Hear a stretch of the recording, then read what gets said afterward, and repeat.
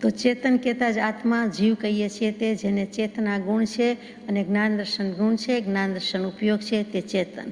જે ચેતી શકે છે, ચેતાવી શકે છે, પોતાનો દીવો પોતે પ્રગટાવી શકે છે, પોતે સ્વપર પ્રકાશક છે, તેનું નામ ચૈતન્ય.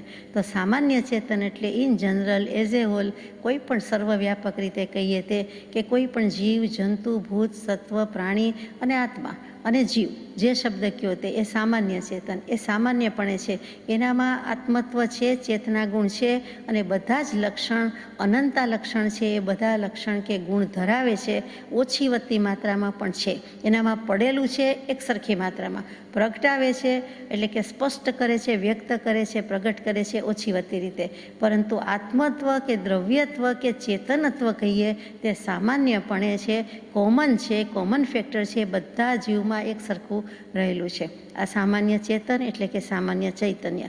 વિશેષ ચેતનનો અર્થ કરતા હતા કે વિશેષ ચેતન કોને કહેવાય, તો કે આત્માના જે કંઈ ગુણ છે કે કુટસ્થ નિત્ય છે કે કેમ, અથવા તો અસંગ છે કે કેમ, એનો આનંદ ગુણ છે કે કેમ, જ્ઞાન ગુણ છે કે કેમ, તો કે એ બધા ગુણ જેનામાં જેટલા પ્રગટતા જાય છે ત્યારે તેને વિશેષ ચૈતન્ય કહેવાય છે. એટલે કે છે તો ખરા જ, પણ સામાન્ય ગુણ જુદા છે, વિશેષ ગુણ જુદા છે. તો જ્યારે વિશેષ ગુણ રૂપે પરિણમે છે ત્યારે આત્માને આપણે વિશેષ ચૈતન્ય કહીએ છીએ. પછી સામાન્ય વિશેષનો બીજો ફરક શું, તો કે સામાન્ય એટલે બહુમતી પસાર કહીએ તે, મેજોરિટી પાસ, એટલે કે વધુ દેશ, વધુ સમય, વધુ કાળમાં જે હોય તે આપણે સામાન્ય ચેતન કહીએ છીએ. એક રૂમમાં ઘણી બધી વસ્તુ હોય, તેમ છતાં લાઇબ્રેરી જ હોય અને પુસ્તકાલયના જ ઢગલા હોય, પુસ્તકોના જ ઢગલા હોય, તો આપણે સામાન્યપણે એમ કહીએ કે એ પુસ્તકાલય છે. પછી કદાચ પુસ્તકાલય કમ બીજું પણ વપરાતું હોય, ખુરશી, ટેબલ, વિડીયો, કેમેરા, સ્ક્રીન બધું હોય, તો પણ આપણે એમ કહેતા હોઈએ છીએ કે પુસ્તકાલય તે પુસ્તકાલય, ગ્રંથાલય તે ગ્રંથાલય. તો કે જે વસ્તુ બહુપણે છે, સામાન્યપણે છે, વિશેષપણે છે, એનું નામ લેવાય છે. તો સમજી શકાય તેવી વાત છે કે બહુમતી છે એટલે ત્યાં એ સામાન્ય ચેતન છે, કે મોટે ભાગે બધા જીવો આવા છે તો એમ કરીને ત્યાં સામાન્ય ચેતન છે. વિશેષ ચેતનમાં શું થાય, તો કે ઓછો કાળ અને ઓછો એરિયા અને ઓછા દેશ કે પ્રદેશમાં રોકાયેલું છે તે, કે માત્ર 5 જ ભાઈઓ હોય અને કદાચ 100 બહેનો હોય તો એમ કહીએ કે બધી લગભગ બહેનો જ બેઠા છે. એવી રીતે કાંઈ પણ વસ્તુમાં કહીએ તો મોટે ભાગે જે હોય તે જળબંબાકાર થઈ ગયું તો આપણે એને જળબંબાકાર કહીએ, તો એ રૂમમાં પાણી થઈ ગયું, બધું બરોબર છે, પણ બીજી વસ્તુ પણ પડી છે પરંતુ ઓછી છે અને એના કરતાં પાણીની વિપુલ માત્રા છે એટલે ત્યાં જળબંબાકાર કહીએ છીએ. તો તે વિશેષ રીતે વાત કરી કહેવાય. તો આ સામાન્ય અને વિશેષ ચેતનનો ઉપયોગ તો આપણે વારંવાર વાક્ય કે એક નિમિત્તમાં વ્યવહારમાં કરતા જ હોઈએ છીએ. અને ન્યૂન દેશ અને ન્યૂન કાળમાં હોય છે તો તે વિશેષ ચેતન છે. પછી આધાર અને અધિષ્ઠાનની વાત હતી કે ભ્રાંતિમાં સામાન્ય રૂપ છે તેને આધાર કહેવાય છે, વિશેષ રૂપ છે તેને અધિષ્ઠાન કહેવાય છે. તે વેદાંત દર્શનની વાત છે. પછી હવે નિર્વિશેષ ચેતન મૂક્યું છે એટલે વિચારવાનું છે. વેદાંત દર્શનમાં પણ શબ્દ છે, ચિનાગમમાં પણ શબ્દ છે. આ નિર્વિશેષ ચેતન શું છે, તો કે આત્મા તદ્દન શુદ્ધ, બુદ્ધ, નિત્ય, નિરંજન, મુક્ત છે, સ્વસ્વભાવમાં મસ્ત છે, એ અસંગત છે, એને કંઈ લેપ લાગ્યો નથી, એવું જે નિર્લેપ કહીએ છીએ, નિસંગ સ્વરૂપ છે. નિર્વિશેષ એટલે કોઈ પણ જાતની વિશેષતા નથી, ભેદભાવ નથી, વિકલ્પ નથી, બધું જ મટી ગયું છે. એકમાત્ર આત્મા, કોઈ વિશેષણ વિશેષ્યની જરૂર રહેતી નથી, એવો જે આત્મા છે જેને કાંઈ હવે લાગતું વળગતું નથી. એટલે કે સદેહ હોવા છતાં પણ એને નિર્વિશેષ ચેતન છે, શુદ્ધતાને પામ્યો છે. નિર્વિશેષ મનોસ્તુલ્ય વૃત્તિ કહીએ છીએ. શું કામ, તો કે પાર્શ્વનાથ પ્રભુને કેવલ જ્ઞાન વખતે જે હતું તો કે નિર્વિશેષ વૃત્તિ હતી. ત્યાં એ આત્માને કોઈ ભેદ વિકલ્પ નથી, એકમાત્ર આત્મા જે કૃપાદેવે હાથમાં અન્યત્ર 10 બોલ મૂક્યા છે. એક આત્મા, એક આત્મવૃત્તિ, સહજાત્મા, શબ્દાત્મા, નિર્વિકલ્પ આત્મા, બધું. પણ બધું શું, કોના વિશેષણ, તો કે આત્માના. આત્મા થઈને બેઠો, શુદ્ધ છે, સિદ્ધ છે, અસંગ છે, તો ત્યાં નિર્વિશેષ ચેતન કહેવાય.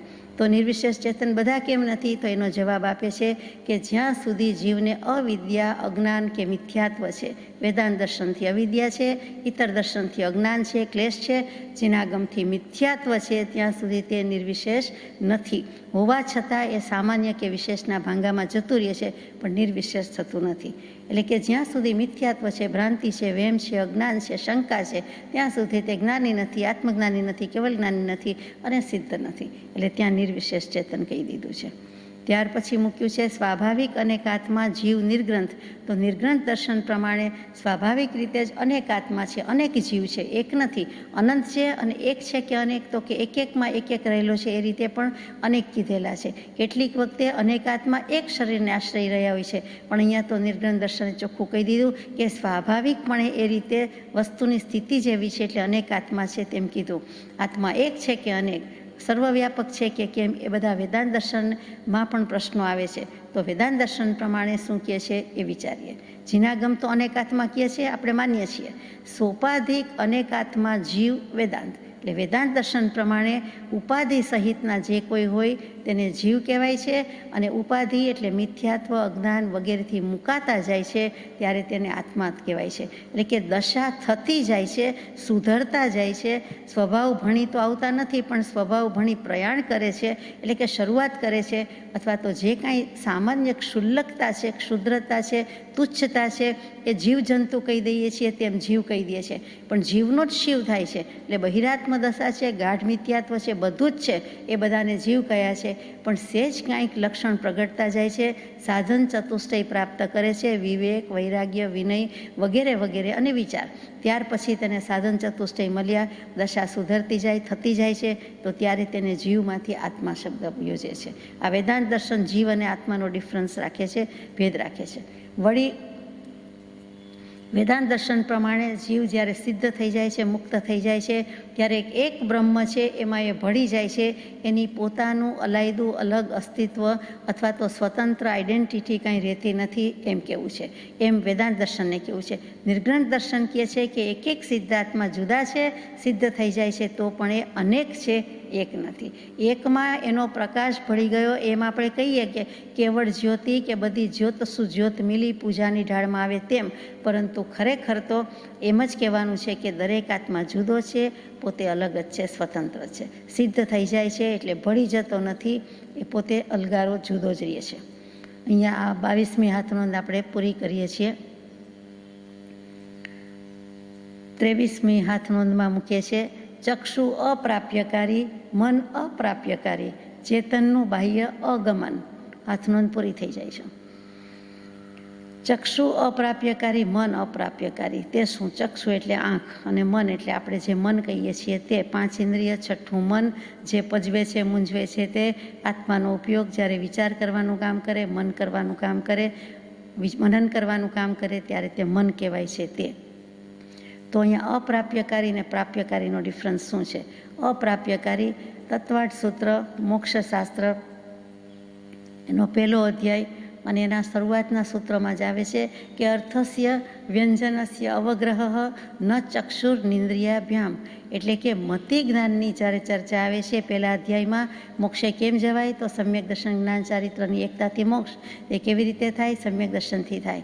તો સમ્યક દર્શન કોને કહેવાય? તત્વ અને અર્થની શ્રદ્ધા હોય તેને સમ્યક દર્શન કહેવાય. કેવી રીતે થાય? તે નિસર્ગથી, કુદરતી, સ્વાભાવિક રીતે પણ થાય, અને અધિગમ એટલે સદગુરુના ઉપદેશ કે નિમિત્તથી પણ થાય. અને ત્યાર પછી મતિ, શ્રુતિ, અવધિ, મનઃપર્યય, કેવલાની જ્ઞાનમ એમ કરીને 5 જ્ઞાનની વાત મૂકે છે. પછી તેમાં પ્રમાણ કેટલા, પ્રત્યક્ષ કેટલા, પરોક્ષ કેટલા, અને તેમાં પહેલું મતિ જ્ઞાન, પછી મતિ જ્ઞાનના 5 પર્યાય શબ્દ કે મતિ, સ્મૃતિ, સંજ્ઞા, ચિંતા, અભિનિબોધ ઇત્ય અનર્થાંતરમ. એટલે મતિ જ્ઞાન, સ્મૃતિ જ્ઞાન, સંજ્ઞા જ્ઞાન, અભિનિબોધ જ્ઞાન એ બધા જ એના પર્યાય શબ્દો છે, અને ચિંતન જ્ઞાન કે ચિંતા જ્ઞાન. તો અહીંયા આપણે મતિ જ્ઞાન શબ્દ જ રાખીએ છીએ. એના 28 ભેદ છે. એમાં અવગ્રહ, ઇહા, અવાય અને ધારણા એ મુખ્ય 4 ભેદ છે. એમાં ચક્ષુ અપ્રાપ્યકારી, તેના ઉપર આવીએ કે તેમાં શું કહેવું છે કે ચક્ષુ અને મન 2 વસ્તુ એવી છે, 5 ઇન્દ્રિય અને છઠ્ઠું મન, આ 6માંથી ચક્ષુ અને મન એટલે આંખ અને મન એવા છે કે જેમાં વ્યંજન અવગ્રહનો અભાવ થાય છે, એટલે કે સીધો જ અર્થાવગ્રહ થાય છે. માં ફરક શું છે? તો કે જુઓ, કાંઈ પણ સ્પર્શ કરવો હોય, સ્પર્શનું જ્ઞાન જોઈતું હોય તો સામે ઓબ્જેક્ટ કે જે કોઈ વસ્તુ કે વાત કે વિચાર કે છે કે વ્યક્તિ છે, તો એ વસ્તુની વાત લઈએ તો પણ એનો સ્પર્શ માટે એ બાજુમાં, સાથે, હાથમાં અથવા એની નજીક આત્મા હોવો જરૂરી છે. એટલે સ્પર્શેન્દ્રિય આત્મા, સ્પર્શેન્દ્રિય દેહ છે એટલે એ સાથે છે, અને સામે જે વસ્તુનો સ્પર્શ કરવાનો છે એ પણ સામે હોય તો થઈ શકે છે. એટલે સ્પર્શેન્દ્રિયમાં આ રીતે નથી, એ પ્રાપ્યકારી કહેવાય છે, અહીંયા અપ્રાપ્યકારી કહેવાય છે. પછી કાયા પછી જીભ, તો એ જ વસ્તુને જીભ પર મૂકવાની છે, તો આત્મા, જીભ અને વસ્તુ બંને નજીક સંયોગ હોવો જોઈએ, એના પર મૂકવી જોઈએ, એટલે કે નજીકમાં હોવું જોઈએ, એની સાથે સંયોગ થતો હોવો જોઈએ, તો જીભ પર મૂકી શકાય. એટલે ત્યાં પણ એ પ્રાપ્યકારી છે. એટલે કાયા, જીભ, પછી નાક, સુગંધ, એ પણ પ્રમાણમાં નજીક હોવું જોઈએ કે જેથી સુગંધિત પદાર્થની ઉપસ્થિતિ હોય અથવા દુર્ગંધી, અને પછી સુગંધ દુર્ગંધ આવી શકે. પછી આંખમાં અને કાનમાં અને મનમાં, એમાં કાનમાં પણ સંગીતનું કે કોઈ પણ સ્વર કે અવાજ પ્રમાણમાં નજીક હોવું જોઈએ, તો એ સાંભળી શકે અથવા તો એને ઓર્ડર કરી શકે, એ પ્રમાણે વર્તી શકે. આ 4 ઇન્દ્રિયમાં આવું છે. પરંતુ ચક્ષુ અને મન એ જુદા છે, ત્યાં પ્રાપ્યકારી નથી. ત્યાં સીધું આવી રીતે વ્યંજન અવગ્રહ થતો નથી, પણ અર્થાવગ્રહ થાય છે. કેવી રીતે? જ્યાં બેઠા છીએ ત્યાં આપણું મન છે, આંખ પણ છે. અને આંખ છે તો આંખની સામે ઓબ્જેક્ટ ન હોય તો પણ એ દૂર સુધી જોઈ શકે છે, વધારે સુધી જોઈ શકે છે. બંધ આંખ કરે છે તો પણ કેટલાક જોઈ શકે છે, બંધ આંખે જોઈ શકાય છે. તો આ જે બધી વસ્તુ છે ત્યાં વિષયનો સંયોગ નજીક હોવો જરૂરી નથી, એ દૂર રહે પણ આંખ કામ કરી શકે છે. એવી જ રીતે મન છે એ પણ અહીંયા બેઠા આત્માએ કે આપણા મને ક્યાંય ઉડીને જવાની વાત નથી. અમેરિકા, જાપાન, સિંગાપોર, જેની વાત કરવી હોય તેની આપણે જ્યાં બેઠા છીએ ત્યાંથી કરી શકીએ છીએ. અહીંયાથી સ્વર્ગની નરકની વાત કે મન પહોંચી જાય છે, એ પોતાને જવું પડતું નથી ત્યાં. બીજી બધી વસ્તુમાં, બીજી 4 ઇન્દ્રિયમાં એ વસ્તુ નજીક હોવી જોઈએ, એને સ્પર્શી શકે, સૂંઘી શકે, સ્વાદી શકે, સાંભળી શકે, એટલું નજીક હોવું જોઈએ, જે આ મન અને ચક્ષુ એ બેમાં ન હોવું જોઈએ. એટલે કે ચક્ષુ અપ્રાપ્યકારી, મન અપ્રાપ્યકારી. એટલે કોઈક એવો પ્રશ્ન પૂછાયો હોય કે કૃપાળુદેવે પોતે મનોમંથન માટે અથવા સ્પષ્ટીકરણ માટે મૂક્યું હોય, તેમ અંગત હાથનોંધમાં મુકાય છે. એટલે અર્થ આટલો જ બેસે છે કે વિષયો સાથે સંયુક્ત થઈને ગ્રહણ ન કરનાર હોવાથી એને અપ્રાપ્યકારી કહેવાય છે. અને બીજા જે બધી 4 ઇન્દ્રિય છે તે વિષય સાથે સંયુક્ત થઈને ગ્રહણ કરે છે, માટે પ્રાપ્યકારી છે. પછીનું વચન છે કે ચેતનનું બાહ્ય અગમન. ગમન એટલે જવું, અને ગમન નહીં તે અગમન. આગમન એટલે આવવું, પણ અગમન છે. એટલે કે ચેતનનું બાહ્ય રીતે આત્મા ક્યાંય જઈને પડતો નથી કે ઉડતો નથી. એ બધી ઇન્દ્રિયની પાસેથી મન વિશે કામ લે છે, પરંતુ આત્માની સત્તા વડે તે પ્રવર્તે જાણ. આત્માનું અસ્તિત્વ છે તો ઇન્દ્રિયો, મન બધું કામ કરી શકે છે. 5 ઇન્દ્રિય મુખ્ય છે, 6ઠું મન અધિષ્ઠાતા, પણ એ 6 એ 6 પ્રવર્તે કોનાથી? આત્માની સત્તાથી. આત્માના અસ્તિત્વ હોય તો થાય, જીવતો જાગતો હોય તો થાય, બાકી થતું નથી. નિશ્ચેતન, જેને દેહ કહીએ, શબ કહીએ, એ આવું કંઈ કરી શકતું નથી. એટલે અહીંયા આત્માનું અગમન છે. એટલે કે આત્મા આ બધું જોવા, સૂંઘવા, મૂકવા, કરવા, જ્યારે ચક્ષુ અને મનની વાત કરીએ છીએ ત્યારે ક્યાંય જતો નથી. આત્મા તો જ્યાં છે ત્યાં જ છે. 5 ઇન્દ્રિય, 6ઠું મન, 6 એ 6માં પોતે પોતાની જગ્યા, ક્ષેત્ર, મર્યાદા, રેખા મૂકતો નથી, ચૂકતો નથી. પોતે પોતાના અસંખ્યાત આત્મપ્રદેશમાં જ વસેલો રહે છે, ક્યાંય જતો નથી. એનું બાહ્ય અગમન છે. એટલે કે બાહ્ય રીતે એ ક્યાંય જતો નથી. એટલે સ્થૂળ રીતે જતો લાગે તો કે નથી લાગતો, પણ સૂક્ષ્મ રીતે લાગે તો કે સૂક્ષ્મ રીતે પણ પોતે તો ત્યાં જ છે. એ જે ઉપયોગ ગયો, એટલે કે આત્માનો ઉપયોગ જ મન વડે ગયો, ચક્ષુ વડે ગયો, પરંતુ પોતે તો જ્યાં છે ત્યાં છે. એટલે કે ચેતનનું બાહ્ય અગમન, આવું કંઈક સમજાય છે.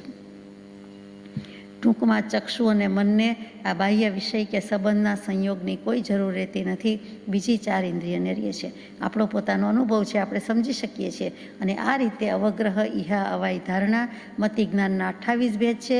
મુખ્ય 4 ભેદ, અવગ્રહ, ઇહા, અવાય, ધારણા, પછી 28 ભેદ, પછી એને 12 ગુણવામાં આવે એટલે 336 ભેદ, 340 ભેદ એ મતિ જ્ઞાનના ભેદ છે. અહીંયા મતિ જ્ઞાનના 28 ભેદના અનુસંધાનમાં આ શબ્દ પ્રયોગ અથવા તો આ વાક્ય અહીંયા મૂક્યા હોય તેમ સમજાય છે. એને આગલા પછીની હાથનોંધમાં પણ અનુસંધાન આવતું હોય તેમ લાગે છે, એટલે વધારે બેસે છે કે આ રીતે હોઈ શકે છે.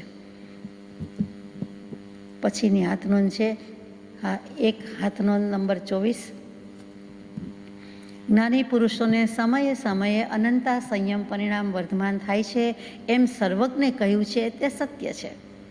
તે સંયમ વિચારની તીક્ષ્ણ પરિણતિથી તથા બ્રહ્મરસ પ્રત્યે સ્થિરપણાથી ઉત્પન્ન થાય છે. શ્રી તીર્થંકર આત્માને સંકોચ વિકાસનું ભાજન યોગ દશામાં માને છે તે સિદ્ધાંત વિશેષ કરી વિચારવા યોગ્ય છે. અહીંયા હાથ નોંધ પૂરી થાય છે. શરૂ એ રીતે થાય છે કે જ્ઞાની પુરુષોને સમય સમયે અનંતા સંયમ પરિણામ વર્ધમાન થાય છે. અનંત ગુણ વિશિષ્ટ આત્મભાવ વર્તો એવી દશા તો કૃપાળદેવને વર્ષો પહેલાંની છે. અને આ જ્યારે લખ્યું છે ત્યારે 541મો પત્ર લખ્યો છે વિક્રમ સંવત 1951માં. એમાં પણ આ બે વચન મૂકેલા છે. એટલે કે આપણને એમાં તારીખ મૂકી નથી, પણ આના પરથી ખ્યાલ આવે છે કે આ વિક્રમ સંવત 1951માં 541મો પત્ર પણ લખાયો છે અને સાથે સાથે એ જ બે વચન અહીંયા હાથનોંધમાં પણ મુકાયા છે, એટલે કે અંગત ડાયરીમાં પણ લખાયા છે.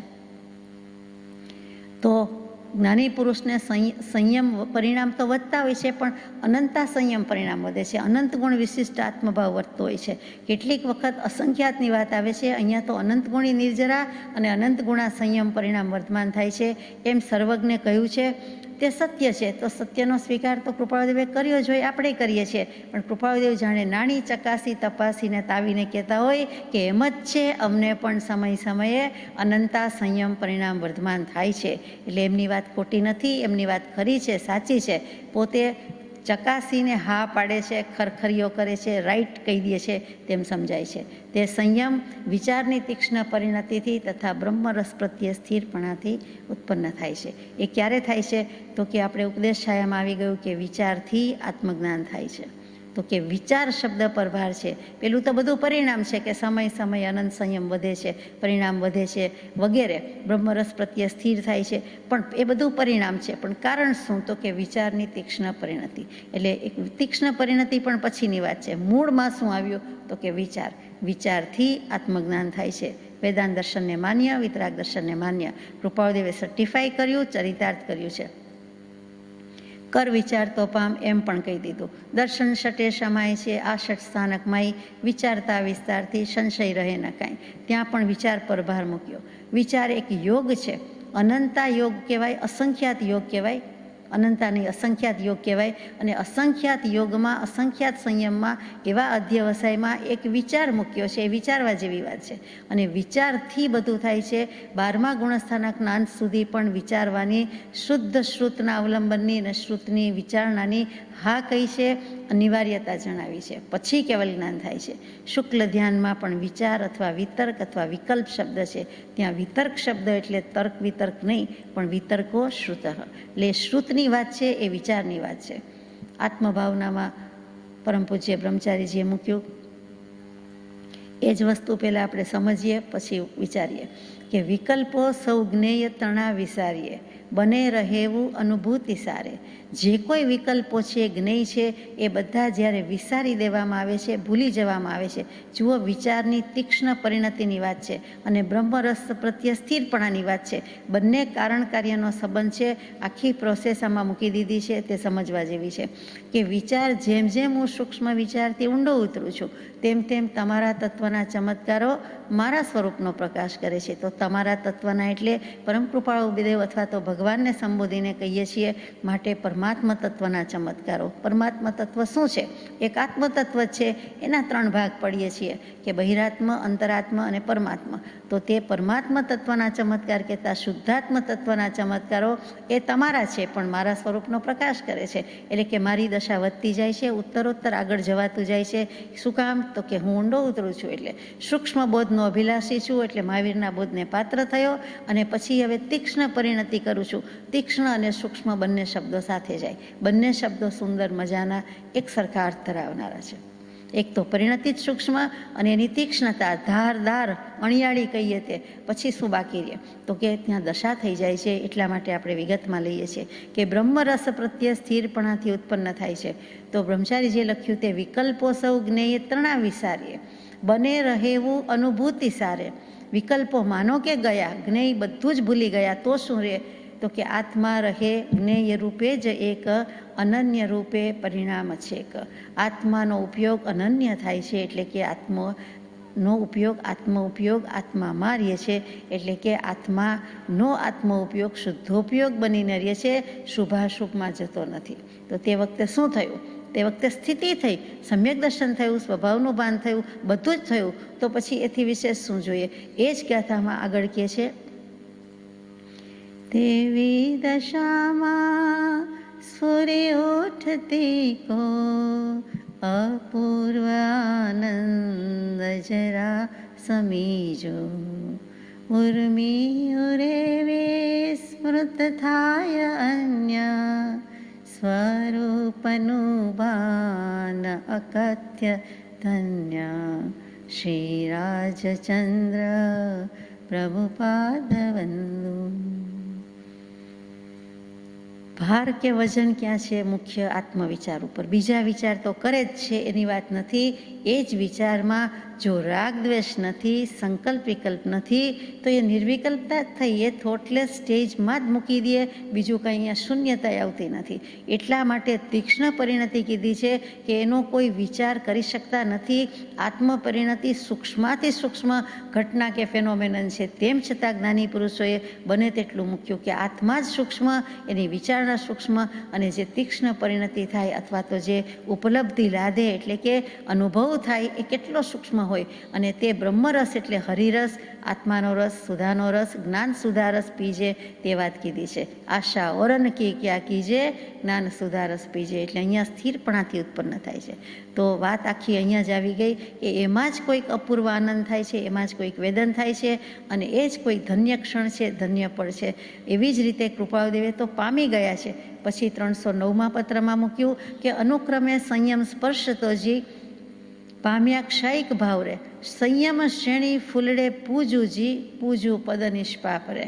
એમ કરીને કહી દીધું કે આત્માની અભેદ ચિંતના રૂપે આ જ તીક્ષ્ણ પરિણતિ આગળ જાય છે. એટલે કે સ્વભાવનું ભાન અને સમ્યક દર્શન અનુભવ, પછી પાછું કે છે આત્માની અભેદ ચિંતવના રૂપે સંયમના એક પછી એક ક્રમને અનુભવીને, સંયમની દશા, સંયમના સોપાન, સંયમનો ક્રમ એટલે સંયમનો માર્ગ, જે ક્રમ શબ્દના અર્થ કર્યા તે સંયમની પ્રણાલિકા અથવા સંયમનું શીલ કે જે શબ્દ લેવો હોય તે, એ અનુભવતો જતો ક્ષાયિક ભાવ કે જળ પરિણતિનો ત્યાગને પામેલો સિદ્ધાર્થનો પુત્ર એટલે આપણો મહાવીર સ્વામી, અને આ બીજા મહાવીરની વાત છે, તેના ચરણ કમળને સંયમ શ્રેણીરૂપ ફૂલડેથી પૂજું છું. આ કૃપાળુદેવ એક બીજા મહાવીર પહેલા મહાવીરને સંયમના શ્રેણીથી કે તુજ મુજે એક, તમે જે પામ્યા તે દશા હું પામું, હવે હું બીજું તો શું આપું, આત્માથી સૌહીન, તો પણ હું આત્મા થઈને જ આપની પાસે આવ્યો, જે દશાનું ભાન કરાવ્યું છે તે જ તમારા ચરણ કમળમાં હું પૂજું છું, મૂકું છું.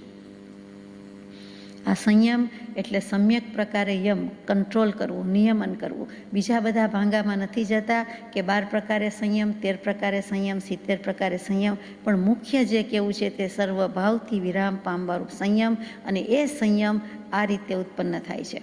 કૃપાળુદેવે મૂક્યું છે એટલે આપણે વિચારવાનું જ છે કે 5 પ્રકારના ચારિત્ર છે, સામાયિક ચારિત્ર છે. એ પહેલું મૂકી દીધું કે વિભાવ દશા નહીં પણ સ્વભાવ દશામાં આવી જવું, એક જરાકવાર માટે પણ આવી જવું, તો એ સ્વાભાવિક છે, એ સમય છે. અને એ સમય આત્મા પોતે સામાયિક થઈને રહ્યો, એ સામાયિક ચારિત્ર છે. સામાયિક વ્રત લઈએ છીએ 48 મિનિટ સુધી, એ અનુષ્ઠાન છે, એ વ્રત કહ્યું. પરંતુ પછી તો કે પછી જે આવશ્યકમાંથી બહાર નીકળીને તે વખતે જો પ્રાપ્તિ થઈ ગઈ 48 મિનિટમાંથી, તો એ ખરી સામાયિક કરી કહેવાય.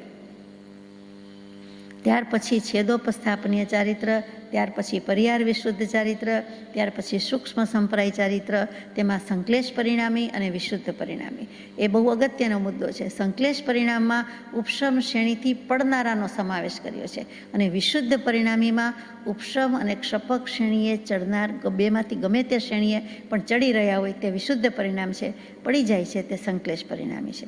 અને છેલ્લું યથાખ્યાત ચારિત્ર, એ તો આપણને ગમે. સૈદ્ધાંતિક વાત આવી કે યથાર્થપણે મર્યાદાપૂર્વક જે ખ્યાત છે, અકશાયરૂપ ચારિત્ર છે, લોક પ્રસિદ્ધ છે, તેની વાત મૂકી દીધી છે. એટલે કે એઝ ઇટ ઇઝ આત્માનું સ્વરૂપ, વસ્તુનું સ્વરૂપ જેમ છે તેમ જોયું, જાણ્યું, અનુભવ્યું, સંપૂર્ણપણે અનુભવ્યું. લોક પ્રસિદ્ધ પણ કહીએ છીએ તે યથાખ્યાત ચારિત્ર, અને અકશાયરૂપ ચારિત્ર કહીએ છીએ તે પણ આ ચારિત્ર. એટલે કે કોઈ જાતનો કશાય નથી. તો જ્યારે કશાય જ નથી ત્યારે શું બાકી રહ્યું હોય? તો કે સકશાય હોય તો કર્મનો બંધ થાય, અકશાયમાં તો કર્મના બંધ બધા નીકળી ગયા, એટલે કે નિર્જરા થઈ ગઈ, સંવર થઈ ગયો, સ્વભાવ સુખ ચાખ્યું, એમાં જ રહ્યા. એટલે છેક અયોગી સ્વભાવ સુધી સ્થિતિ કરાવી દે, એટલે કે મોક્ષપદે લઈ જાય તે યથાખ્યાત ચારિત્ર છે. આગળ જઈએ. શ્રી તીર્થંકર આત્માને સંકોચ વિકાસનું ભાજન યોગ દશામાં માને છે. એ શું? તો કે આત્માનો ગુણ છે સંકોચ વિકાસ, એટલે એ કીડીમાં પણ સમાઈ જાય છે અને કુંજર એટલે હાથીમાં પણ સમાઈ જાય છે. આમ પણ આત્મપ્રદેશો સંકોચ વિસ્તાર કરતા જ હોય છે. વિજ્ઞાન કદાચ એમ કહેશે, મેડિકલ સાયન્સ એમ કહેશે કે હાર્ટ ધબકતું જ હોય છે ને કેટલા બધા ધબકારા કરે છે, તો કે એ સંકોચ વિકાસ, તો કે એ સંકોચ વિકાસની વાત નથી. અહીંયા જે વાત છે તે એક એક આત્મપ્રદેશની વાત છે. એ સંકોચાઈ શકે છે, વિકાસ પામી શકે છે, ત્યાં સુધી તો વાંધો નથી. કૃપાળુદેવે અહીંયા પોતે જે મૂક્યું છે કે સંકોચ વિકાસનું ભાજન યોગ દશામાં પણ માને છે. આ યોગ દશામાં, મોક્ષ દશામાં, સિદ્ધ દશામાં માને છે એમ, અને સાથે સાથે સયોગી અયોગી જીન છે એ યોગ છે, મન વચન કાયાના યોગ છે, ત્યારે પણ આત્માને સંકોચ વિકાસનું ભાજન કીધું છે. એ કેવી રીતે વિચારવા યોગ્ય છે? તો કે સંકોચ વિકાસનો ગુણ કોઈ પણ જીવને એટલે આત્માને અનાદિકાળથી છે. અને જ્યારે પણ જીવ મોક્ષે જાય છે, તદ્ભવ મોક્ષગામી જીવ છે, તેને છેલ્લા ભવમાં છેલ્લો દેહ સંજ્ઞીપણું અને પંચેન્દ્રિયપણું અને મનુષ્યપણું તો હોવું જ જોઈએ. સંજ્ઞી, પંચેન્દ્રિય, મનુષ્ય જ છેલ્લે મોક્ષે જઈ શકે છે. એટલે બીજા કોઈ દેવગતિમાંથી નથી જતા. છેલ્લા ભવ એનો દેવ મનુષ્ય, તિર્યંશ, નારકમાંથી મનુષ્યનો જોવો જોઈએ, અને સંજ્ઞી મનુષ્યની વાત આવી, પંચેન્દ્રિયપણું પણ હોવું જોઈએ. અને ત્યાર પછી એ જ મનુષ્ય શરીરનો બાહ્ય આકાર જે છે તે બાહ્ય આકારની અપેક્ષાએ 2/3 ભાગ સિદ્ધ દશામાં, યોગ દશામાં પણ રહે છે, એટલે કે મોક્ષ દશામાં રહે છે. તો ત્યાં સંકોચ વિકાસનું ભાજન સાબિત થાય છે કે 1/3 ભાગ જે પોલાણનો છે એ નીકળી જાય છે, રહી જાય છે, ખલાસ થાય છે, ક્ષય પામે છે, એટલે એનું અસ્તિત્વ રહેતું નથી, અનઅસ્તિત્વ થાય છે. એટલે 2/3 ભાગનો સોલિડ આકારે એ ચૈતન્ય ઘન ત્યાં રહે છે. એ સિદ્ધ દશામાં અથવા યોગ દશામાં, મુક્ત દશામાં આ રીતે સંકોચ વિકાસનું ભાજન કીધું. પણ એ તો ત્યાં જઈને એ પ્રમાણે રહે છે, મેન્ટેન કરે છે, ટકાવી રાખે છે. પરંતુ પહેલાં તો કે જે દેહધારી છે ત્યારે પણ આત્મા તો છે જ, અને સંકોચ વિકાસ ન હોય તો આ શક્ય જ નથી. એટલે એમ કરીને સાબિત કરે છે. કેવલી સમુદ્ઘાત કરે છે? તો કેવલી સમુદ્ઘાત વખતે લોકાલોક પ્રમાણ પ્રદેશો વ્યાપે છે, અને જઘન્ય સૂક્ષ્મમાં સૂક્ષ્મ નિગોદ જેટલું આત્માનું પરિમાણ છે. કોઈ પણ આત્માની વાત છે, બધા આત્માની વાત લીધી હોય તો નાનામાં નાનું રૂપ કેટલું છે? તો કે સૂક્ષ્મ નિગોદ, દેખાય પણ નહીં તેવું છે. આપણને કેવલ નાનીના જ્ઞાનમાં છે, આપણને કદાચ દેખાતું પણ નથી, તો કે એટલું નાનું રૂપ પણ છે. અને આમ જુઓ તો લોકાલોક પ્રદેશમાં 14 રાજલોકમાં વ્યાપી જાય છે, અને એ માત્ર ઓછામાં ઓછા સમયમાં 8 સમયમાં એ સમુદ્ઘાત કરી નાખે છે. તો તે વખતે આત્મપ્રદેશોનું સંકોચ વિકાસ નથી તો શું છે? તો જ આત્મપ્રદેશ વિસ્તરી શક્યા ને. એ જ આત્મપ્રદેશને વિસ્તારીને 8 સમયમાં છેક મેરુ પર્વતના જે પ્રદેશો, મધ્યપ્રદેશ કહીએ, આત્મપ્રદેશ તો બોલાય નહીં, ત્યાં રૂચક પ્રદેશ, મધ્યપ્રદેશ, એ વજ્રપટલ નીચે રહેલા છે. 3 લોકની વચ્ચે મેરુ પર્વતની બરાબર વચ્ચે તે, અને તેમાં તે ટચ કરીને આવી જાય છે. 8 સમયમાં તો પાછો આવે છે. એટલે કે ત્યાં આત્મપ્રદેશોને સંકોચી પણ શકે છે. આ આત્માના સંકોચ વિકાસની દશા છે, એને પણ કૃપાળુદેવે લઈ લીધી છે. એટલે કે જ્ઞાની ભગવંતોએ, તીર્થંકરોએ લઈ લીધી છે. કેવલી સમુદ્ઘાત વખતે આત્માના પ્રદેશનું શું? તો એ વાત પણ આવી કે સંકોચ વિકાસ કરી શકે છે. એટલું જ નહીં, એ અઘાતી કર્મનો ભૂકો બોલાવા જાય છે, નાશ કરી નાખે છે 8 સમયમાં. ખાલી ફરવા ટહેલવા જતા નથી, સાથે સાથે 8 કર્મનો ક્ષય પણ કરી શકે છે. આ પણ સંકોચ વિકાસ ગુણની બલિહારી છે. એ છે, અને એ વખતે આત્મા મુખ્ય છે, એ કર્મને આશ્રિત આ ગુણ નથી. સંકોચ વિકાસનો ગુણ આત્માનો છે, કર્મનો ક્ષય થાય છે માટે પ્રગટે છે એમ નથી. એનો ગુણ જ છે, પોતાનો ગુણ છે, અને એ મોટી વાત કહી દીધી છે. અને છેલ્લે જ્યારે સયોગી અયોગી ગુણસ્થાનક છે ત્યારે પણ છેલ્લે 5 લઘુ સ્વર કહીએ છીએ, અ, આ, ઈ, રૂ, રૂ, એટલું બોલવા માટે એટલો જ સમય જ રહે છે. ત્યારે મન વચન કાયાનો યોગ રૂંધી દે છે. અને ત્યાર પછી તો કે એ આત્મપ્રદેશના સંકોચ વિકાસની વાત જ આવી, અને ત્યાર પછી જે કાંઈ છે તે સિદ્ધશિલા પર જવાનું થાય છે. એટલે કે અયોગી ગુણસ્થાનક સુધી પણ સંકોચ વિકાસનું ભાજન સ્વીકાર્યું છે. અને જે સિદ્ધ થઈ જાય છે ત્યારે એક સિદ્ધ બીજા સિદ્ધને જગ્યા આપે છે. એમ કહેવાય છે કે સિદ્ધો પરસ્પર અવગાહીને રહેલા છે. એ શું છે? તો કે એ આત્માના અવ્યાબાદ ગુણને કારણે છે. એટલે અહીંયા સંકોચ વિકાસની વાત નીકળે ત્યારે બધું જ માનવું જોઈએ, અને એ સિદ્ધાંત વિશેષ કરીને વિચારવા યોગ્ય છે. એટલે આપણે વિચારવાનો પ્રયત્ન કરીએ છીએ. સિદ્ધાર્થમાં નું જ્ઞાન દર્શન અસીમ, નિસીમ, અનંતું. કેવલ જ્ઞાન છે, કેવલ દર્શન છે, એટલે અનંતું છે. પરંતુ પોતે જેટલી જગ્યા રોકે છે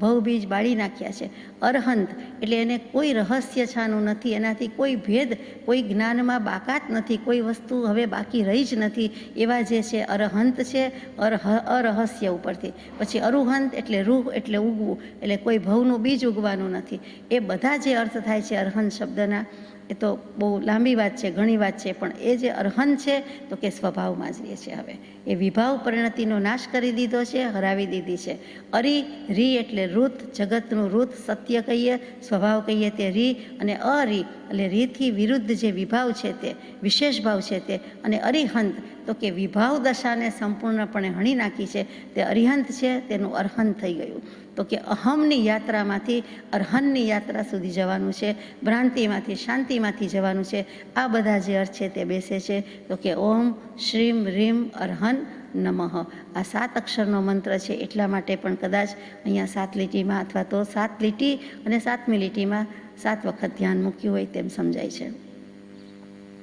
એથી વધારે કે જગતવાસી જીવો, સંસારી જીવો મિથ્યાત્વથી, ભ્રાંતિથી, ભયથી, 7 ભયથી મુકાયા નથી, 7 ભયથી યુક્ત છે. તો 7 ભયથી મુક્ત થવા માટે આ 7 ભયનો નાશ કરવાનો છે. એટલે કે એના માટે 7 વખત ધ્યાન લખ્યું છે, જેથી 7 ભયથી મુક્ત થાય, અભય થાય, નિર્ભય થાય, અસંગ થાય, નિસંગ થાય, મોક્ષે ચાલ્યો જાય. 7 સમુદ્ઘાત કરવાના કયા છે, એટલા માટે પણ 7 ધ્યાન મૂક્યા હોય એવું લાગે છે. અને છેલ્લું દ્રવ્ય પ્રાણાયામની વાત લઈએ તો શ્રી હેમચંદ્રાચાર્યજીએ પ્રાણાયામના 7 ભેદ મૂક્યા છે. બીજા બધા મોટે ભાગે જુદા જુદા આંકડામાં મૂકે છે, 3 છે, 4 છે, 5 છે. હેમચંદ્રાચાર્યજીની વિશિષ્ટતા છે કે એમણે 7 ભેદ મૂક્યા છે, એટલે એ રીતે પણ ધ્યાનના 7 પ્રકાર મૂક્યા હોય અથવા 7 વખત લખ્યું હોય. એમાં કુંભક, રેચક અને પૂરક એ 3 પ્રાણાયામના ભેદ બહુ જગવિખ્યાત છે, પરંતુ એમણે તો 7 મૂક્યા છે, એટલે અહીંયા કદાચ 7 લખ્યું હોય તેમ મનાય. હવે પ્રશ્ન બીજો એમ થાય કે બધાનો સરવાળો કરો, 1 ને 2 3 ને 3 6 4 10 ને 5 15 ને 6 21 ને 7 28. તો 28 વખત કેમ મૂક્યું છે? 28નું શું મહત્વ? હમણાં જ હાથનોંધમાં, આગલી હાથનોંધમાં વિચાર્યું કે મતિજ્ઞાનના 28 ભેદ, અને મતિજ્ઞાન શ્રુત જ્ઞાનથી કેવલ જ્ઞાન થાય છે, અવધિજ્ઞાન મનોપર્ય જ્ઞાનથી થતું નથી. એ વધારાના છે, એ બાય પ્રોડક્ટ છે, એ પછીનું છે. જરૂર કોની છે, અનિવાર્ય કોણ છે? તો કે મતિ અને શ્રુત. જે કાંઈ છે તે મતિ શ્રુતના સંસ્કાર જ એને શ્રુત જ્ઞાન અને કેવલ જ્ઞાન સુધી લઈ જશે. એટલે વધારે સમજાય છે મતિ જ્ઞાનના 28 ભેદ, એટલે અહીંયા 28 વખત મૂક્યું હોય તેમ માની શકાય. મુખ્ય જીનાગમ પ્રમાણે 28 લબ્ધિ છે. આમ તો અનંતી લબ્ધિ, આત્માની અનંતી શક્તિ, અનંત લબ્ધિ, અનંત ઉપલબ્ધિ, પણ મુખ્યમાં મુખ્ય આપણે કોઈ વાર વિચારી ગયા છીએ એટલે અત્યારે લેતા નથી.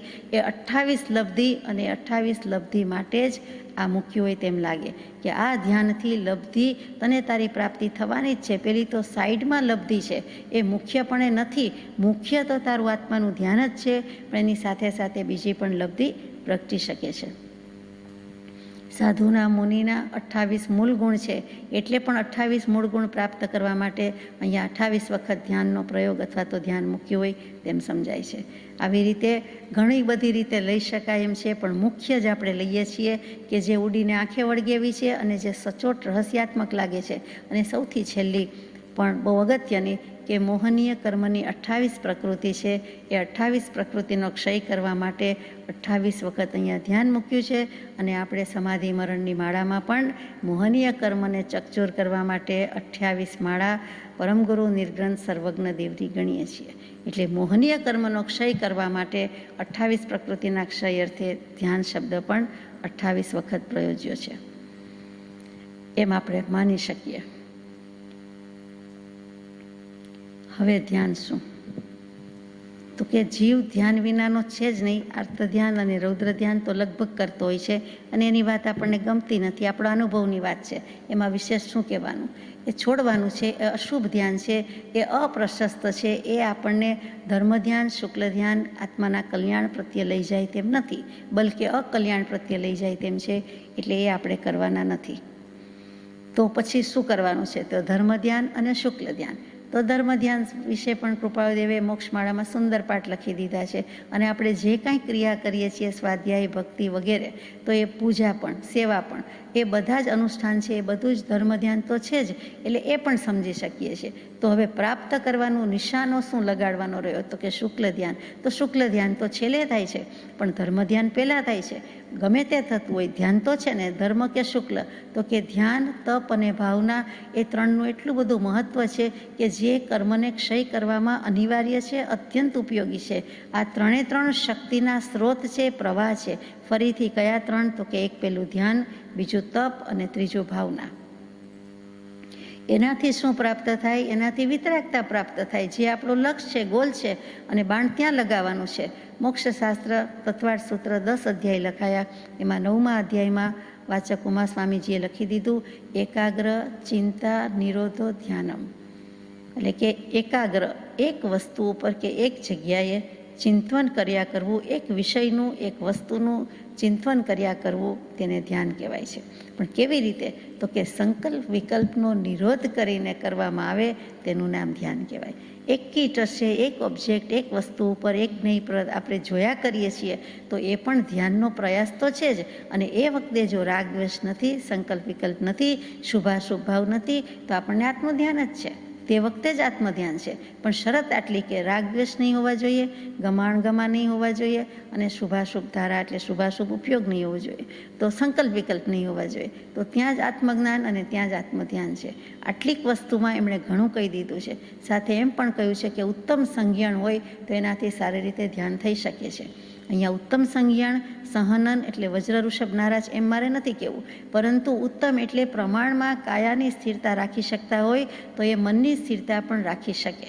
એટલે કે કાયાનું સુખ, પોતગલનું સુખ કે દેહનું સુખ કે પલાઠી વાળવા જેટલું સુખ, અથવા પદ્માસન વાળવા જેટલું સુખ, અથવા સ્વસ્થતાથી બેસી શકે એવું સુખ કે એવું સાનિધ્ય, અથવા તો એવા સંયોગની અનુકૂળતા, એ પણ ધ્યાન માટે મજબૂત કારણ છે. પણ એ તો એક કારણ થયું. પણ ધ્યાન કોને કહેવાય? તો કે ઉત્તરાધ્યનજી સૂત્રના 36 અધ્યયન એમાં 29મા અધ્યયનમાં ફરમાવ્યું કે શ્રી સ્વામી ગૌતમ સ્વામીની વાત છે એમાં કે મારે મનને વશ કેમ કરવું? તે વખતે કહે છે કે એક આલંબન ઉપર મનને સ્થિર કરવું, તેનું નામ ધ્યાન. એક કોઈક આલંબન લઈ લેવું, અને આલંબન, અહીંયા નિરાલંબ ધ્યાન નથી કીધું, અહીંયા આલંબન કીધું છે કે કોઈ એક વસ્તુ, કોઈ એક વ્યક્તિ, કોઈ એક પરમાત્મા, અથવા તો કોઈ એક સાદામાં સાદું ઓબ્જેક્ટ, વસ્તુ, પરમાણુ તો દેખી શકાતો નથી, નાનામાં નાની, સૂક્ષ્મમાં સૂક્ષ્મ જે પણ કાંઈ વસ્તુ હોય તે, તો કે એના ઉપર મનને સ્થિર કરવું, તેનું નામ ધ્યાન કહે છે. પણ એ ધ્યાન જામ્યું નહીં કહેવાય, ધ્યાન થયું નહીં કહેવાય, ધ્યાન બેઠું નહીં કહેવાય, ધ્યાન કર્યું નહીં કહેવાય. ધ્યાન માટેનો પ્રયાસ કહેવાય. એ પ્રવૃત્તિ થઈ, એક ક્રિયા થઈ, પછી બધું જ નિસ્તરંગ થઈ જાય છે, સંકલ્પ વિકલ્પ વિહીન થઈ જાય છે, ત્યારે તેને ધ્યાન કહેવાય છે. પણ ત્યાં સુધી ધ્યાનની પ્રક્રિયા છે, ધ્યાનનો માર્ગ છે, ધ્યાનમાં જવાનો રસ્તો છે.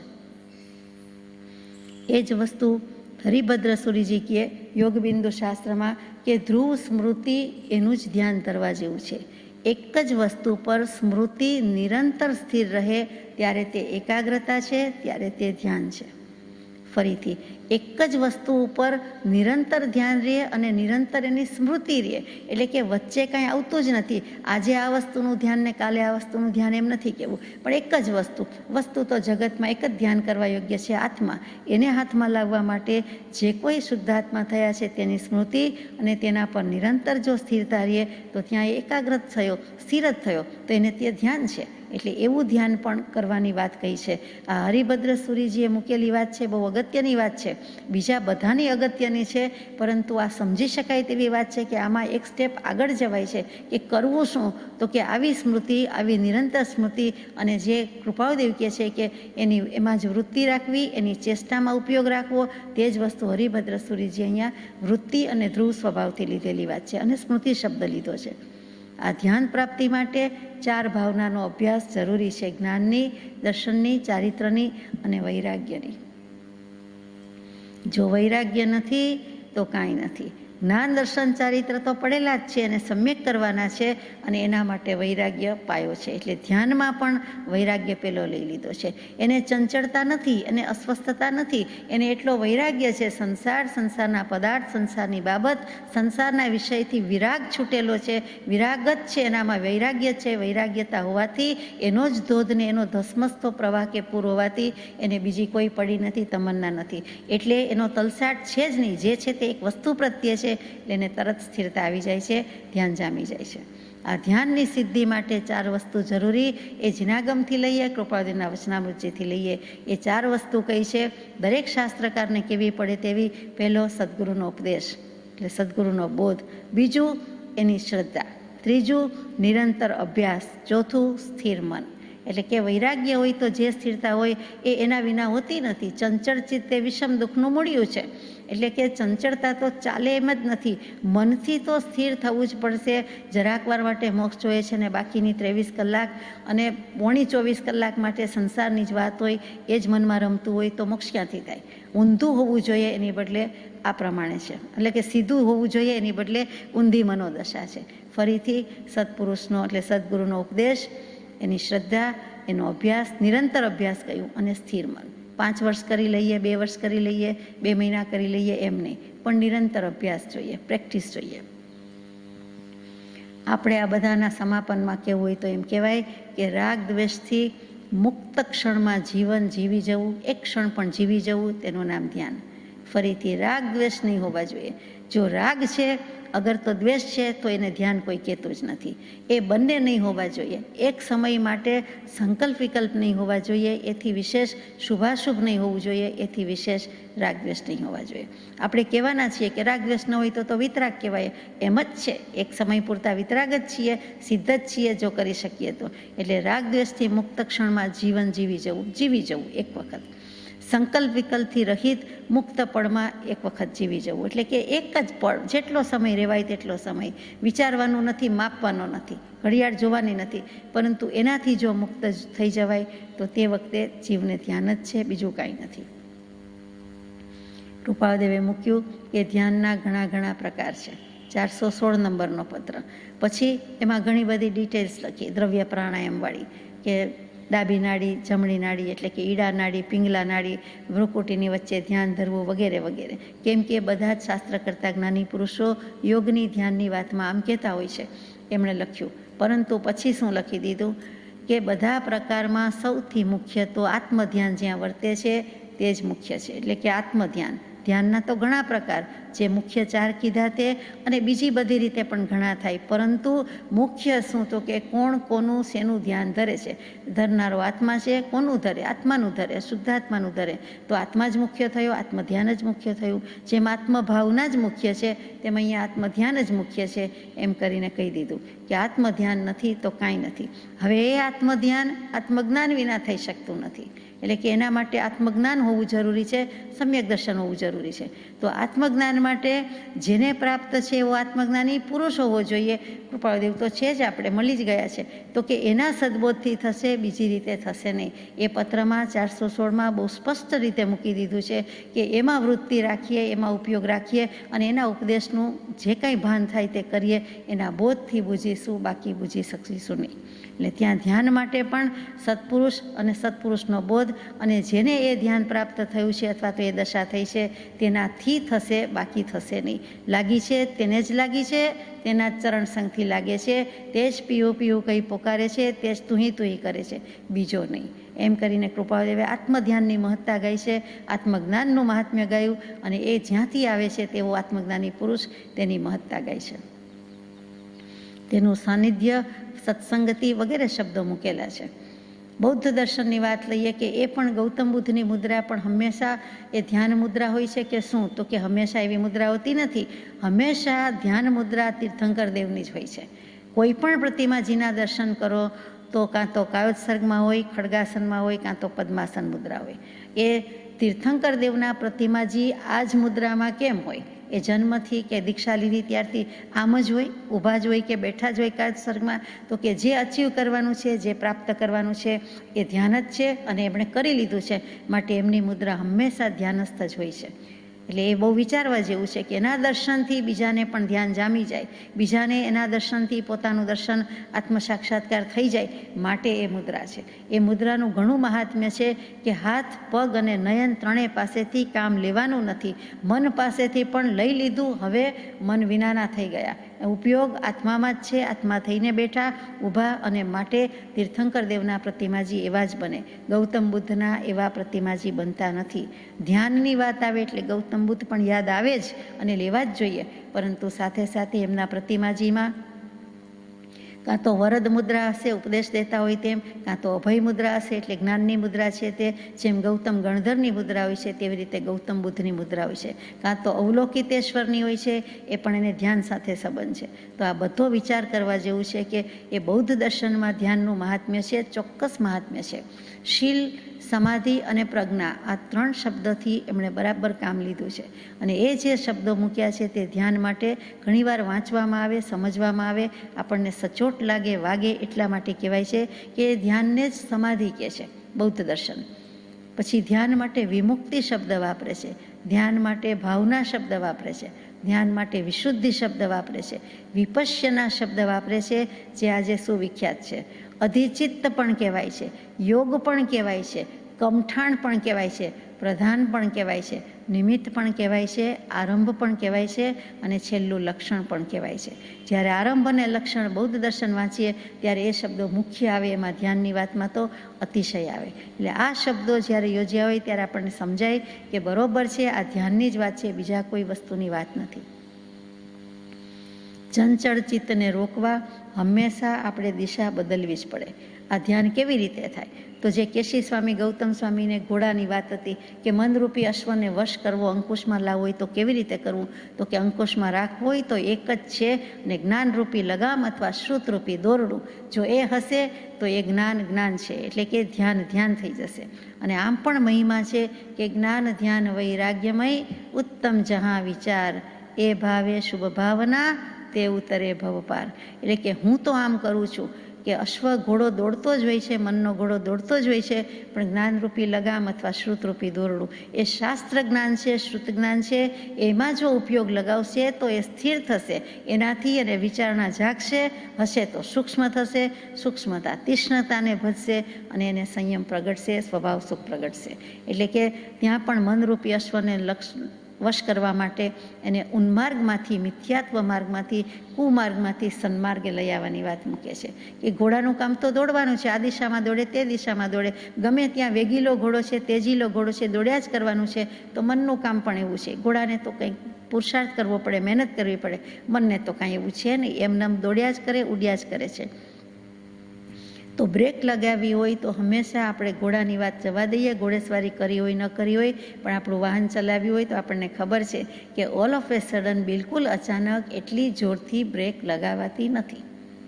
બ્રેક મારવાની વાત છે, અંકુશમાં રાખવાની વાત છે, પણ એકદમ અચાનક જોરથી બ્રેક મારીએ તો શું થાય એનું પરિણામ, વિપરિણામ આપણે જાણીએ છીએ. ક્યાં તો રોડ પરથી વાહન ઉથલી જાય, અથવા તો સ્લીપ થઈ જાય, અથવા તો ઊંધી વળી જાય, અથવા તો એક્સિડન્ટ થઈ જાય, વગેરે વગેરે. તો અહીંયા પણ બિલકુલ મનને વશ કરવા જઈશું તો એ મન વશ થવાનું નથી, ઓન ધ કોન્ટ્રારી સામું થાય છે, એ આપણી સામે આવે છે, એટલે સંકલ્પ વિકલ્પ વધારે થાય છે. તો તેનો રસ્તો શું છે? તો કે ત્યાં દિશા બદલવી પડે. સીધે સીધા જતા હતા, જે દિશામાં જતા હતા એની બદલે દિશા બદલવી પડે, એટલે કે રોકવું પડે, પછી લેફ્ટ કે રાઈટ કે ટર્ન લઈ લેવો પડે, રિવર્સમાં જવું પડે, એ જે કયો તે, પણ દિશા બદલવી પડે છે. એમ સંસારની, મિથ્યાત્વની, ભ્રાંતિની, રાગની દશા છે, દિશા છે, એમાંથી આપણે દશા બદલવી પડે છે, દિશા બદલવી પડે છે, કેમ કે દશા કરવી છે. એટલે જે કંઈ મનનો રોલ હતો વાસના વિકલ્પ કર્યા કરવાનો, એ વિકલ્પનું ક્ષેત્ર બદલાવવું પડે છે. આજ સુધી એણે અધર્મના, સંસારના, મિથ્યાત્વના કર્યા, તો હવે ધર્મ જેવું કાંઈક છે, અથવા હું કેમ પામું, અથવા પામવા જેવું છે, આત્માએ કલ્યાણ કરી લેવા જેવું છે, એમ કરીને રસ્તો બદલે છે, દિશા બદલે છે. વિચાર તો હજી ચાલુ છે, પણ જે વિચાર કુવિચાર હતા એ સુવિચાર કરે છે, આત્માના કરે છે, ધર્મના કરે છે, દર્શનના કરે છે, એમ કરીને આખી દિશા બદલી નાખે છે.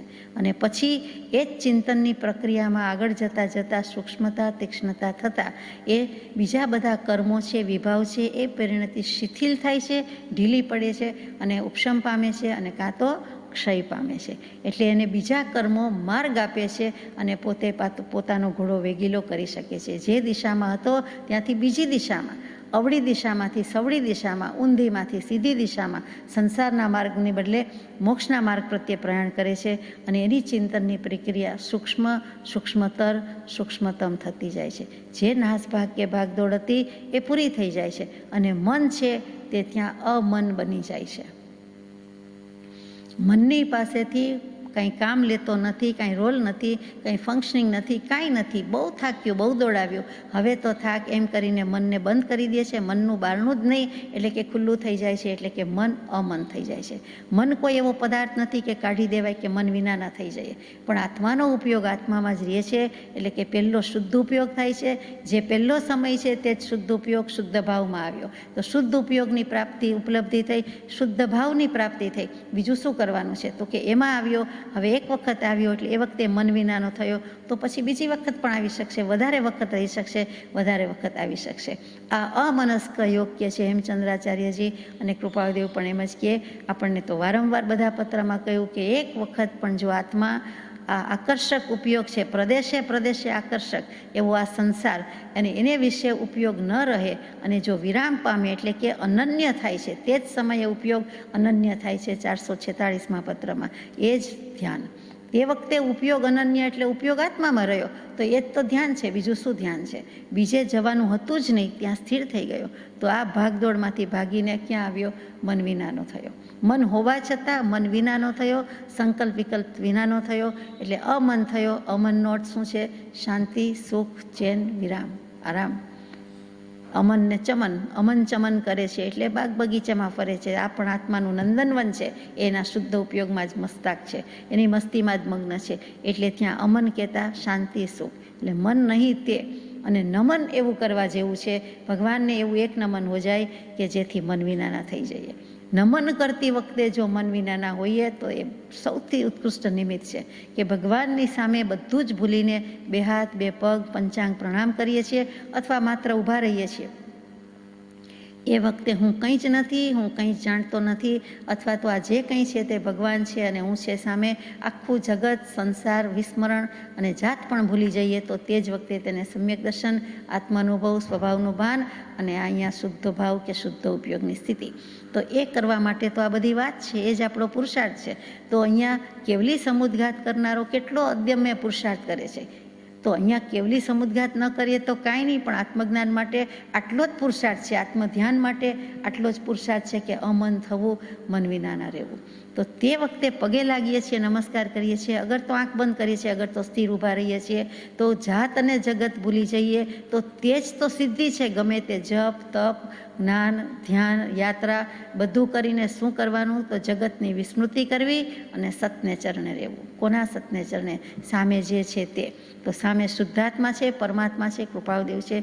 તો એને નમસ્કાર કરતાં આપણને ન મન એટલે કે નમન કરતાં કરતાં આપણું મન પણ મન વિનાના થઈ જઈએ. મન મૂકી દીધું અને ત્યારે આપણે કહીએ કે સ્થિતિ થઈ. આ સૌથી ઉત્કૃષ્ટ નિમિત્ત છે. એ વખતે આપણામાં નમ્રતા, વિનમ્રતા કુદરતી રીતે જ હોય છે. પંચાંગ પ્રણામ કરીએ છીએ, સાષ્ટાંગ તો આપણે કરતા નથી, પણ પંચાંગ કરીએ છીએ. અને પંચાંગ ન થઈ શકતા હોય તો પણ ભગવાનની સમક્ષ ઊભા રહેવાનો જગતમાં કેટલાને ચાન્સ, અને જેને ચાન્સ છે દર્શન, સેવા, પૂજાનો, એમાં એ કાંઈક પછી આ કરવું છે, પછી તે કરવું છે, હમણાં આ કર્યું, હમણાં આમ, એવા સંકલ્પ વિકલ્પ સાથે જ હોય. પ્રવૃત્તિશીલ, ધસમસતા, ધમધમતા જગતમાં રહે છે જીવ, અને આટલી ફાસ્ટ લાઈફમાં જીવે છે. એને કાંઈ એવો લક્ષ્ય જ નથી, ઉપયોગ જ નથી. પણ જેને એ લક્ષ્ય થાય છે કે ઉપયોગ થાય છે, એને તો એ સમયે તો એના જેવો કોઈ બરોબરીઓ જીવ નથી કે એક જેટલું કરે છે જગતમાં એનો જોટો નથી. 14 રાજલોકમાં કદાચ કોઈક એ સમયે પામતું હોય એ બનવા જોગ છે,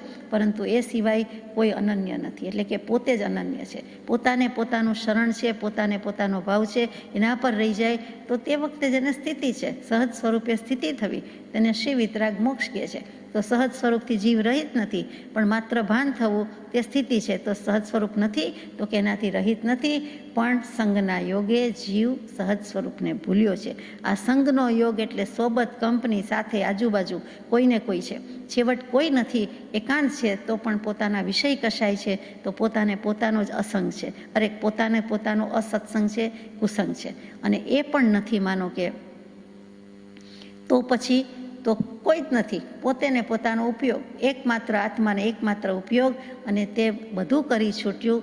ગમે તે કરીને આ જ કરવાનું છે. ઉત્કૃષ્ટમાં ઉત્કૃષ્ટ વ્રત, નિયમ, તપ, ધ્યાન વગેરે જેમાં સહેજે સમાય છે તે નિરપેક્ષ અવિશ્રામ ઉપયોગને નમસ્કાર.